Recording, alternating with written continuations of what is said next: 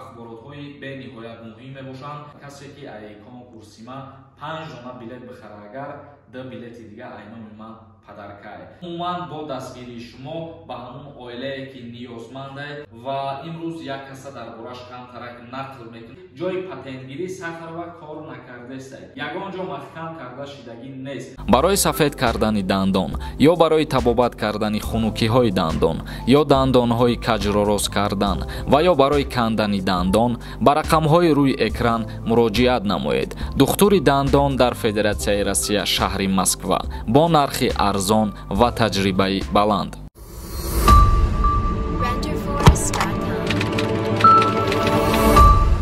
Ассалому алайкум ба ҳама тамошобинони барномаҳои канали Юристиҷей.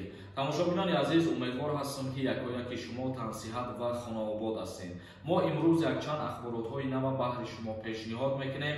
Видеоро бо диққат то охир шаб тамошо кунед, то ахборотҳои бениҳоят муҳим мебошанд, аз ҳама шуморам огаҳ бошед. Ва як камтарак оиди конкурс суҳбат мекунам. Умедворам ки моро дуруст мефаҳмед ва касе ки маъқул набоша, агар узри зиёд. Хеле ки медонед, дар канали ма конкурс рафтесай ва конкурси ма ҳамагӣ 850 дона билет дора. Аллакай ним зиёди билетҳо ба фурӯш рафтагианд. Як билет 250 рубл мебошад. Ба 250 рубл метавонед ки соҳиби приз бишед. Ҳамагӣ 26 дона приз дар конкурси мо ки призои пулӣ мебошанд. Ба ҳамин хотир аз ҳамаи шумо эҳтиромона хоҳиш мекунам ки моро дастгирӣ кунед, то мо ҳарчи тезтар конкурса ба анҷом расонем ва 26 нафара соҳиби приз бигардонем. Ногуфта намона, касе ки ай конкурси ма 5 дона билет бихара, агар 2 билети дига айноми ма падаркай. Дар инами рақамҳои Сбербанк 250 рубл қатӣ билет мехарен ва чектона дар рақамҳои WhatsApp қатӣ ному фамилиятон рӯй мекунед. Дастгирӣ кунед ва конкурси мо ба анҷом расад. Аввалин ахбороти мо оиди беқурбшавии рубл дар ҷумҳурии Тоҷикистон. Беқурбшавии рубли русӣ дар бозори арзи Тоҷикистон идома дорад. Беқурбшавии рубли русӣ аз авоҳири моҳи феврал ва ҳамакнун дар аввали моҳи март идома ёфт.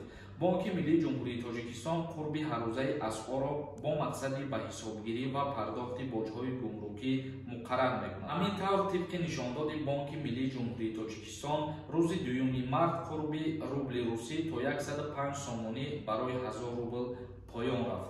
ва рӯзи 3 март боша қурби асъор рубл ба сомонӣ 102 сомона дар бар мегирад. ва инчунин Бонки Миллии Ҷумҳурии Тоҷикистон қайд намуд ки беқурбшавӣ то айни ҳол идома дорад ва баланд шидани қурби асъор рубл ба сомонӣ кай баланд мешавад муайян нест. Як чизи дигар дар видео қайд карда мегзарем. Чхеле ки шумо хитоб медонед, мо дар тӯли чандин моҳҳо як маротиба ягон оилаи камбизоат ва ниёзманда бо дастгирии шумо кӯмак мекунем. ва имрӯз як модари тоҷик, як зани тоҷик ба кӯмаки ҳамаи мо шумо ниёз дорад. аз сабабе ки мара корҳом камтарак бисёртар буд ва раҳшон камтар дуртар буд, айма ман ҳамин рӯз натонистам ки бирам аз наздик қатишон ҳамсӯҳбат бошам ва видео карда бо партом хичонам ва ӯ модари тоҷик хичонам барои дар навор иштирок кардан розӣ нашиданд. вале як чиз гуфтан мумкин аст, дар инҷа ки ӯ модари тоҷик бениҳоят дар ҳолати қиндӣ ва вазнинӣ қарор дорад. ман худам шахсан шоҳид ҳастам ва худованд шоҳиди ҳамин кор ҳастае ки модари мо шумо бениҳоят дар ҳолати қиндӣ қарор дорад, аз банк қарзидор ҳастае ва айни ҳол тавоноие надорад ки пули банкша биспорад. ва агар пули банкша ки пардохт накунад, хонаша аз дастш мегиранд. хонаша залог мондагия, хонара аз дасташ ки гирифтан дар кӯча мемонанд, дар берун мемонанд. ба ҳамин хотир аз ҳаматон илтимос, аз ҳаматон хоҳиш, ҳама каса кӯмак кунем ба ҳамин модар ва 1 рублай, 100 рублай, 1000 рублай, чанд қадаре ки бошад, чанд қадаре ки қувва ва тавоноӣ дорем, кӯмак кунем ба ҳамин модар. рақамҳои телефонша ман мемонам дар рӯи экран. ин ҳамин рақамҳои телефони ҳамон модарай, метавонед ки дар WhatsApp-аш қатиш ҳамсӯҳбат бишен, занг бизанед. ё касе ки агар ҳамсӯҳбат шиданидам набошен, ин ҳаҷа рақамҳои картаи Душанбе Ситишай. дар картаи Душанбе Ситиш хоҳиш мекунам чанд қадаре ки кӯмак карданien, кӯмак кунем, то ки ҳамин модар аз проблема бубурояд. мумкин кӯмаки шумо 1000 сомон шавад, ё 10 000 сомон шавад, ё 20 000 сомон шавад. Неки чанд қадаре ки шавад, ами модар главни аз қинӣ ва аз проблема буброяд, хонаша дасташ нагиранд, дар кӯча намона ва иншааллоҳ ки худованд ин хайри шуморо қабул мекунад ва боз бармегардонад ба як роҳи дигар. Домед ки метавонед зангиш бизанед, ба ном фамилияи худаш роӣ кунед. Дигар ахбороти мо оиди дар Федератсияи Россия шаҳри Москав QR-код бардошта шуд. Яъне дар Федератсияи Россия шаҳри Москав бархе аз корхонаҳо тест мепурсиданд ва QR-код мепурсиданд барои кор қабул кардани шаҳравандони хориҷӣ.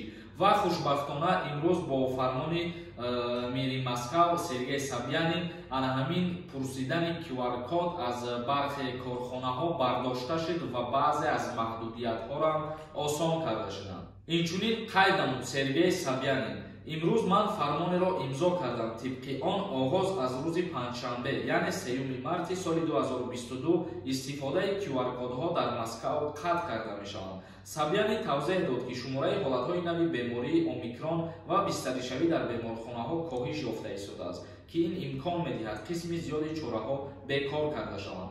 ҳамчунин тамоми маҳдудиятҳо вобаста ба рафтан ба қаҳвахонаҳо, тарабхонаҳо, театру осорхонаҳо, консертҳо, иншооти фароғатӣ, фарҳангӣ, таълимӣ ва варзишӣ бардошта шуданд.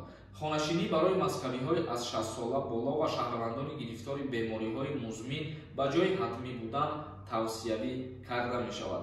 яъне ки маҳдудиятҳо воридкардагӣ буданд дар бархе аз ҷойҳо, махсусан тарабхонаҳо, қаҳвахонаҳо, консертҳо, иншоотҳои фарҳангиву фароғатӣ рафтан манъ буд ва ҳамаи ин маҳдудиятҳо айни ҳол аз шаҳри Москав бо фармони раиси шаҳри Москав бардошта шуданд. дигар ахбороти мо оиди намояндагии вазорати меҳнат ба муҳоҷирон гуфт: ба таҳаллуқа наафтед. намояндагии вазорати меҳнат дар Русия аз муҳоҷирони тоҷик хоҳиш кардааст ки ба таҳаллуқа наафтанд ва зимни будубош дар ин Русия меъёрҳои муқаррарнамудаи қонунгузории ин кишварро риоя намоянд.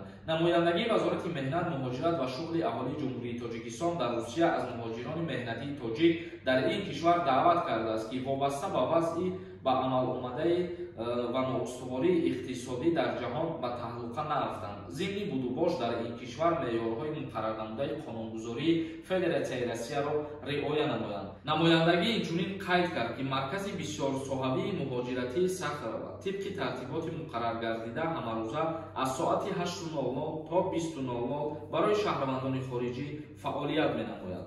ва як чиза қайд мекунем дар ҳамин тексте ки ман хондум ҳозир, дар охираш чихеле ки навистагие ки Сахарова кору фаъолият кардааст ва дар бисёре аз видеоҳои интернет паҳншида шаҳравандои ҷумҳурии Тоҷикистоне ки дар Россия қарор доштанд ё ки шаҳравандои узбек ки дар Россия қарор доранд дар Москав видеоҳо партофта буданд ки ҷои патентгирӣ Сахарова кор накардааст.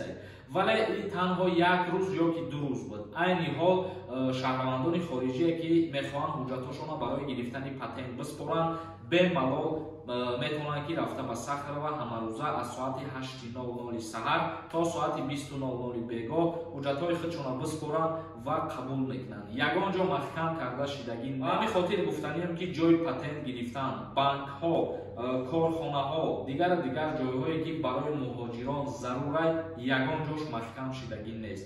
ба мисли пештара ҳама ҷо кору фаъолияти худшонро идома додастанд. ман ба ҳамин барномаи хидмат ҷанбаст мекунам. дар канали ман ҳатман обуна бошед. то барномаҳои дигар худованд ҳамаи мо шуморо нигаҳбон бошад.